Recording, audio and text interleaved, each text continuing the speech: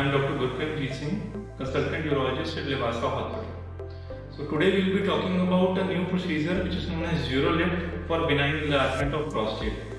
So for patients who cannot undergo normal routine TURP surgery and Hollow procedures, or for patients who are on anticoagulation, blood thinner जिनके चल रहे हैं, so all those patients can undergo a UroLift procedure which is done under local anesthesia and only a daycare procedure.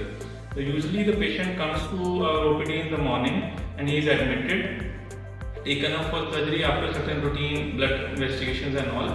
So this procedure can be done under local anesthesia also, under spinal anesthesia or under general anesthesia also. So if a patient is very high risk, he can undergo the procedure in local anesthesia only.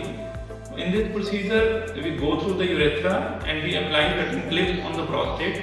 So after application of those implants, which are known as Teleflex UroLift implants, the prostatic urethra opens up. So the passage of the urine clears out, and this is a very useful procedure because the patient can be without catheter the same day itself, or the catheter can be removed after some day if the prostate was slightly enlarged.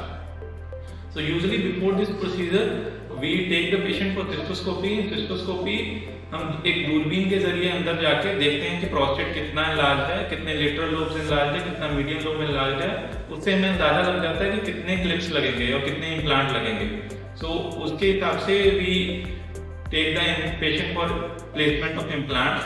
So after the placement of implants, patient usually void in a day or two or maximum 5 days if the prostate is very much enlarged.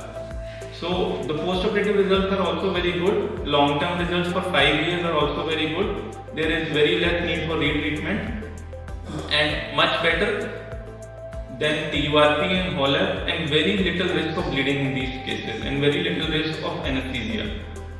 Thank you.